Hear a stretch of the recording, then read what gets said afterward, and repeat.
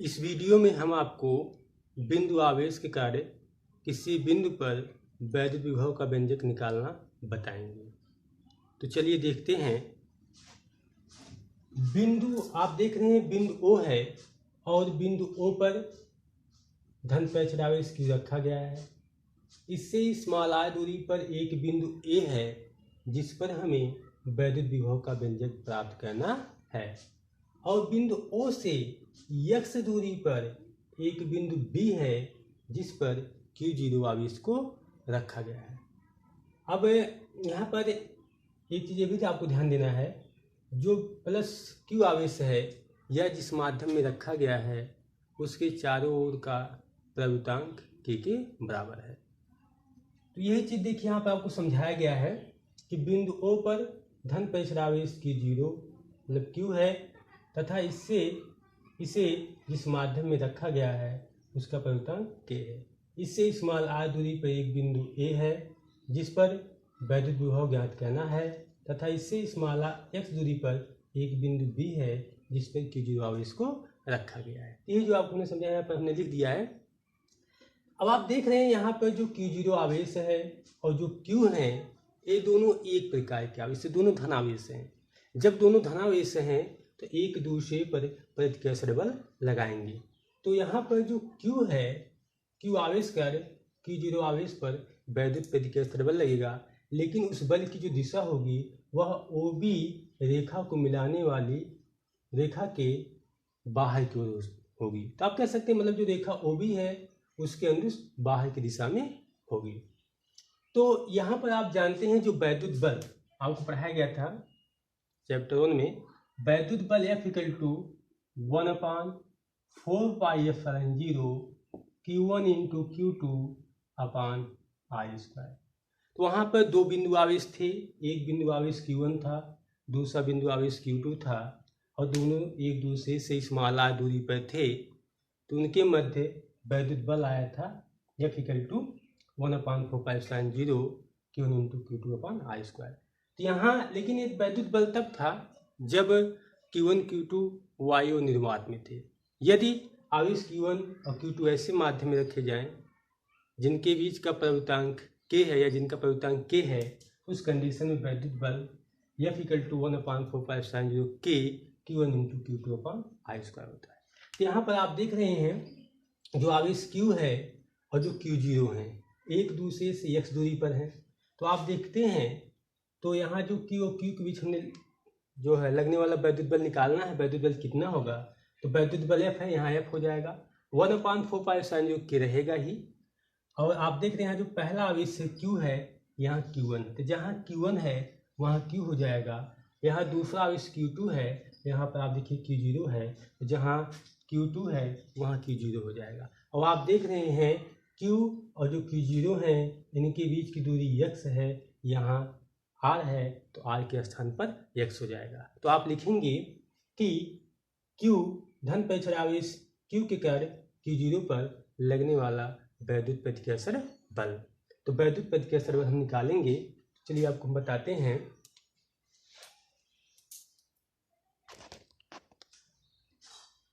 तो आप देख रहे हैं आपको हमने जो समझाया वही हमने लिखा है। धन पेच आवेश Q द्वारा Q0 पर लगने वाला वैद्युत प्रतिकर्षण बल F = 1/4πε0 K Q × Q0/x²। अब आगे आपको हम बताते हैं कि जैसे यहाँ पर जो Q0 आवेश है इसको हम बिंदु B से Q0 आवेश को बिंदु B से C तक अति सूक्ष्म दूरी dx विस्थापित करके लाते हैं। तो यहाँ पर जब हम Q0 आवेश को बिंदु C तक लाएंगे तो यहाँ पर जो Q है इस पर प्रतिकर्षण बल लगाएगा, तो हमें प्रतिकर्षण बल के विरुद्ध कार्य करना पड़ेगा। तो आप ये कह सकते हैं कि Q0 आवेश को अति सूक्ष्म दूरी dx विस्थापित करके बिंदु C तक लाने में हमें प्रतिकर्षण बल के विरुद्ध कार्य करना पड़ेगा। तो आप जानते हैं, आपको पता है कार्य बराबर होता है बल गुणे विस्थापन। तो आप जानते हैं यहाँ पर हम लिख दे रहे हैं कार्य बराबर होता है बल गुणे विस्थापन। कार्य बराबर होता है बल गुणे विस्थापन। तो यहाँ पर आप देख रहे हैं जो विस्थापन है वो अति सूक्ष्म है, विस्थापन अति सूक्ष्म dx है।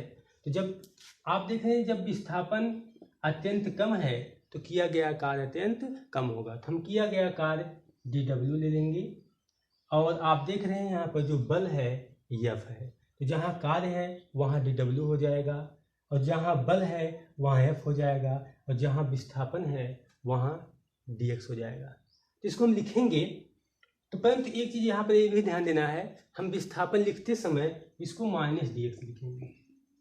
अब सवाल उठता है हम -dx क्यों लिखेंगे?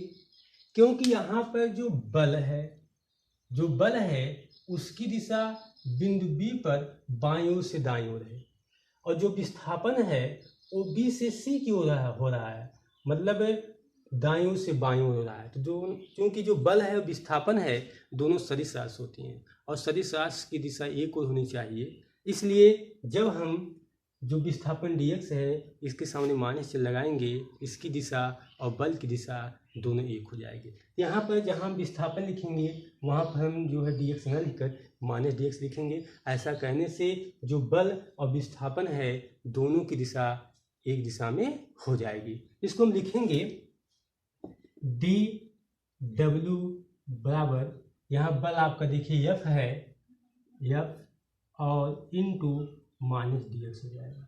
यहाँ -dx क्यों लिखा हमने आपको बता दिया। अब आप देख रहे हैं यहाँ पर जो बल है, बल की जो वैल्यू है देखियो कितना है, बल आपका 1/4π k q और q0/x²। तो यहाँ पर इसको हम लिख देंगे। तो आप देख रहे हैं dw बराबर 1/4π k q इंटू q0/x² और -dx। तो आप देख रहे हैं यह किया गया कार्य आ गया, मतलब किया गया कार्य कितना है हमें प्राप्त हो गया। तो अब इसके पश्चात हम जो है आगे आपको बताएंगे संपूर्ण किया गया कार्य। तो संपूर्ण किया गया कार्य ज्ञात करने से पहले जो है आपको आपको अब यहाँ पर आप देख रहे हैं यहाँ जो q0 आवेश है, q0 आवेश को अनंत से बिंदु A तक लाने में किया गया कार्य निकालना है। जो q0 आवेश है इसको हम अनंत से बिंदु A तक लाएंगे तो किया गया कार्य कितना होगा, कुल कार्य निकालना है। तो कुल कार्य निकालने के लिए हम समाकलन करेंगे। तो समाकलन देखिए हम करेंगे। तो यहाँ जो dw है, तो जब कुल कार्य हम निकालेंगे तो आप जानते हैं यहाँ w लिख देंगे, या इसका भी समाकलन करेंगे तो w ही आएगा, क्योंकि एक के सापेक्ष w का समाकलन w ही हो जाएगा। तो यहाँ आप देखें w हो जाएगा और दाएं पक्ष में हो जाएगा integration of infinity to r 1/4π0 k q into q0/x² -dx। अब यहाँ आपको ये ध्यान देना है, यहाँ जो साइन ऑफ इंटीग्रेशन है, जब समाकलन का जो प्रतीक है, यहाँ पर जो नीचे इसके उसको हम लोअर लिमिट कहते हैं। लोअर लिमिट का मतलब होता है निम्न सीमा, और यहाँ इसके ऊपर जो आर है ये अपर लिमिट होगा, और अपर लिमिट का मतलब होता है उच्च सीमा। तो यहाँ अनंत क्यों आया, यहाँ पर आर क्यों आया? तो चूंकि जो आवेश है इसको हम अनंत से बिंदु ए तक लाएंगे। जब हम अनंत पर रहेंगे तो ओ से जो दूरी होगी वह अनंत होगी, तो ये प्रारंभिक मान होगा, और प्रारंभिक मान आपका अनंत होगा, यह लोअर लिमिट का कार्य करेगा, यह नीचे होगा। और जब हम बिंदु ए पर आ जाएंगे तो जो ओ है, ओ से इसकी जो दूरी है आर है, तो यह अपर लिमिट होगा, और जो अपर लिमिट होगा वह आर होगा। तो यहाँ पर आप देख रहे हैं समाकलन लग गया। समाकलन आप जानते हैं योगफल को प्रदर्शित करना है, क्योंकि हमें संपूर्ण कार्य निकालना है। तो आप जानते हैं समाकलन करते समय जो अचर राशि है वो समाकलन से बाहर आ जाएगी। तो बाहर आ जाएगी तो आप देख रहे हैं 1/4π0 k और q इंटू q0, ये अचर राशि है, इसको हम बाहर कर लेंगे। जो माइनस चिन्ह है इसको हम बाहर लिख लेंगे। तो यहाँ से देखिए आपका आ जाएगा w = -1/4π0 k q into q0, और यहाँ आपका हो जाएगा integration infinity to are 1/x²। यहाँ देखिए 1/x² है। एक स्टेप हम बढ़ा कर लिख सकते हैं। तो आप देखें जो हर है, हर में x की घात 2 है, इसको जो अंश में ले जाएंगे इसकी जो घात है वो -2 हो जाएगा। यहाँ हम 2 स्टेप मतलब एक साथ कर दे रहे हैं। तो यहाँ x की जो घात है वह -2 हो जाएगा, यहाँ हो जाएगा dx। अब यहाँ पर आप देख रहे हैं w = -1/4πε0 k × k0। एक चीज़ आपको ध्यान है, समाकलन। तो जो अलजेब्रिक फंक्शन होते हैं, जो बीजी फलन होते हैं, बीजी फलन का मतलब आप देख रहे हैं जैसे x² हुआ, x³ हुआ, x⁴ हुआ, y² हुआ, y⁴ हुआ, जो भी ये सब इस टाइप के जो होते हैं वो बीजी फलन होते हैं। अगर हमें बीजी फलन का समाकलन करना है, उनका समाकलन करते समय हमेशा हम जो घात होता है उसकी जो पावर होता है उसमें एक जोड़ देते हैं, और जो जोड़ने के बाद पश्चात टोटल जो घात आती है उससे उसमें हम भाग कर देते हैं। जैसे आपको हम एग्जाम्पल बताते हैं, आप ध्यान दीजिएगा। जैसे यहाँ पर देखिए, मान लीजिए आपको x² दिया गया है और x² का समाकलन करना है। तो समाकलन करते समय क्या करेंगे, यहाँ देखिए x² का x के सापेक्ष आपको समाकलन करना है। समाकलन करते समय आप घात में 1 जोड़ देंगे, तो x² में आप 1 जोड़ेंगे तो x की घात यहाँ 2 है, जोड़ेंगे 3 हो जाएगा, और इसी 3 से भाग देंगे। समाकलन चाहे हम से जोड़ते हैं तो यहाँ पर उसकी आवश्यकता नहीं, इसलिए हम नहीं जोड़ेंगे। तो यहाँ आप देख रहे हो समाकलन का जो चिन्ह होता है उसको हम हटा देते हैं। जैसे आप देखिए, एक और हम आपको एग्जाम्पल बता रहे हैं। जैसे x⁻⁵ है, इसका हमें समाकलन करना है। समाकलन करते समय क्या करेंगे, घात -5 है, हम -5 में 1 जोड़ेंगे तो घात आ जाएगा आपका -4, इसी -4 से हम भाग करेंगे। ये जो बीजी फलन होते हैं उनका समाकलन करने का नियम होता है।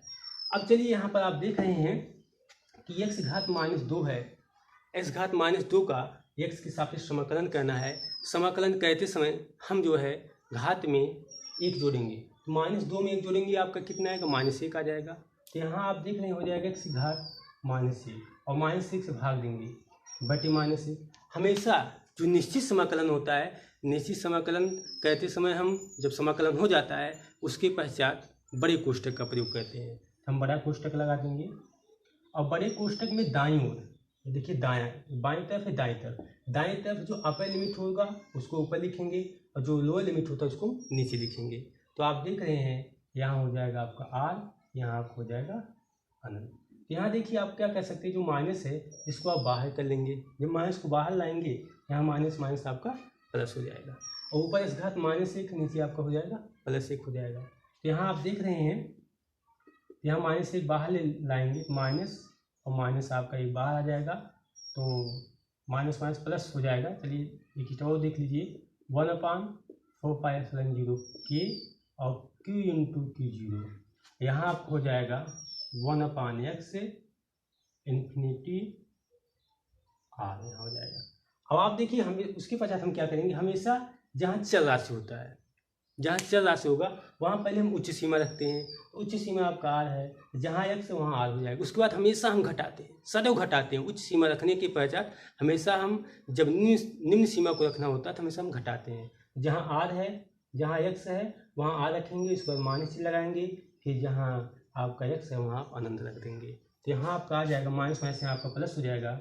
तो w = 1/4πε0 k q × q0, यहाँ आप हो जाएगा 1/r -1/अनंत। और आप जानते हैं 1/अनंत का जो मान होता है 0 होता है। कैसे होता है ये आपको बता दें, यहाँ देख लीजिए, 1/अनंत की वैल्यू हमने निकालनी है, कितना होगा, 1/, यहाँ अनंत का मान माना जाता है 1/0, तो 0 नीचे भाग ऊपर गुणा हो जाएगा, टोटल गुणा करेंगे सब 0 हो जाएगा। इसका जो मान आ जाएगा 0 हो जाएगा, मतलब अगर 1/∞ है, इसका जो मान होता है वो 0 होता है।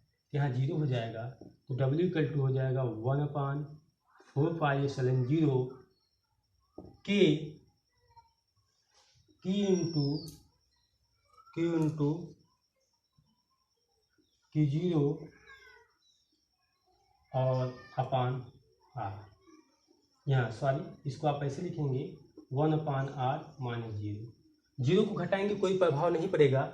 इसको आप लिखेंगे W इक्वल टू 1/4πε0 K और Q इंटू Q0 अपान R। ये देखिए किया गया कार आ गया।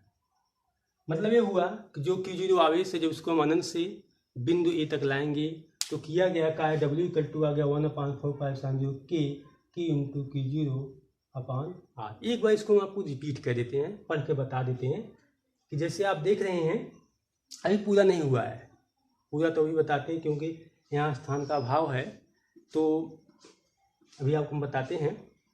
जैसे आप देख रहे हैं यहाँ पर जो तो आप समझ गए होंगे, धन परीक्षण आवेश Q द्वारा Q पर लगने वाला बल F equal to 1/4πε0 K Q into Q0 upon x square है। इसमें आप देख रहे हैं जो Q0 आवेश को अगर हम बिंदु B से सूक्ष्म दूरी dx विस्थापित करके लाएंगे तो किया गया कार्य निकालना है। किया गया कार्य बराबर क्या होता है? बल गुणे विस्थापन। तो यहाँ जो विस्थापन है यह अत्यंत कम dx है, तो यहाँ कार्य भी बहुत कम होगा, तो हमने dw मान लिया।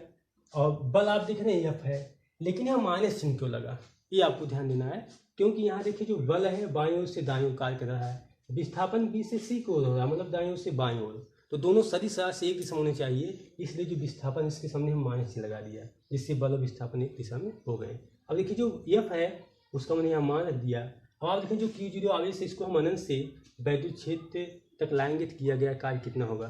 तो आप देख रहे हैं जब अनंत पर रहेंगे तो आप जानते, अच्छा हमें मतलब किया गया कुल कार्य निकालना है, तो हम समाकलन करेंगे, क्योंकि जो समाकलन होता है योगफल को प्रदर्शित करता है।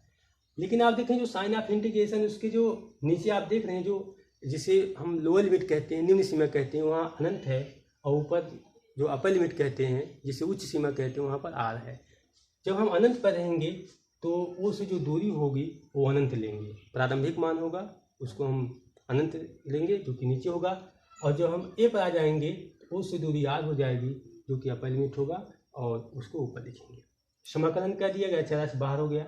यहाँ आप देखें जब हम समाकलन करते हैं तो हमेशा घात में एक जोड़ते हैं अलजेब्रिक फंक्शन के लिए, तो -2 में एक जोड़ दिया, -1 आ गया, -1 से हमने भाग दे दिया, और उच्च सीमा दाईं ओर ऊपर हो गया और अनंत नीचे हो गया। ये जो -1 बाहर हो जाएगा और ऊपर घात माइनस नीचे परत हो जाएगा, क्योंकि इस घात -1 को अनुपात से लिख सकते हैं। अब जहाँ x है वहाँ उच्च सीमा रखा गया, फिर माइनस लगाएगा, फिर निम्न सीमा रखा गया। इसका मान जो है 1/∞, इसकी वैल्यू 0 होती है, और जो घटाएंगे कोई प्रभाव नहीं पड़ेगा, आपका किया गया कार्य आ गया। तो आप पहले जो है यहाँ पर जो है आप इसका स्क्रीनशॉट ले लीजिए, हम हट जाते हैं, और इस साइड का आप स्क्रीनशॉट ले लीजिए, उसके बाद हम इसको मिटाएंगे, फिर आगे बढ़ेंगे। तो आप स्क्रीनशॉट ले लिए होंगे, अब आगे हम बताते हैं। मतलब यदि जो Q0 आवेश है यह बिंदु A पर है हो जाए, जब Q0 आवेश बिंदु A पर होगा तो उस दशा में वैद्युत विभव कितना होगा। तो यहाँ आप जानते हैं कि जो है बिंदु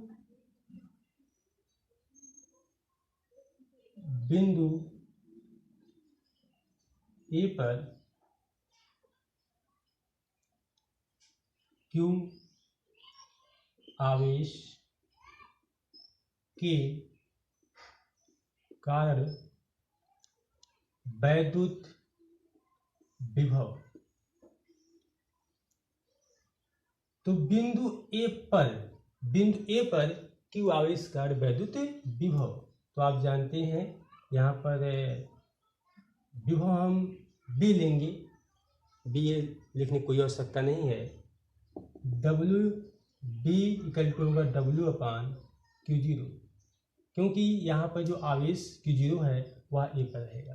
तो आप देख रहे हैं जो W जो किया गया कार्य है, आप देख रहे हैं 1/4πε0 Q इंटू Q0/R है, इस वैल्यू के यहाँ हम रख देंगे। तो आप जानते हैं V इक्वल टू आ जाएगा 1/4πε0 Q इंटू Q0/R और पूरे बटे Q0 कैंसिल हो जाएगा, तो V इक्वल टू आ गया 1/4πε0 Q/R।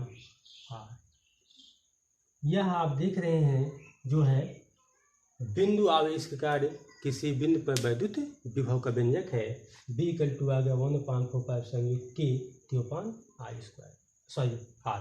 आगे देखिए जो है निर्वात या वायु के लिए या ऐसे लिख सकते हैं वायु अथवा निर्वात के लिए, वायु अथवा निर्वात के लिए K की वैल्यू 1 हो जाएगा, तो जहाँ K वहाँ 1 रखेंगे तो आप जानते हैं B = आ जाएगा 1/4π/0 Q/R। ये जो है निर्वात तथा वायु के लिए आ गया। अब यहाँ पर जो है आगे आपको हम थोड़ा और बताते हैं, जैसे जो यहाँ पर धन आवेश है, अगर धन आवेश ना लेकर ऋण आवेश लिया जाए तब क्या होगा, तो इसको हम रफ कर दे रहे हैं क्योंकि आप इसको लिख लिए होंगे। तो चलिए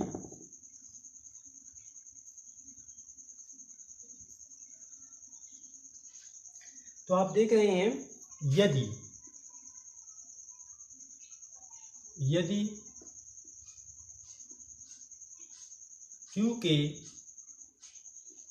प्लस Q के स्थान पर -Q आवेश लिया जाए तो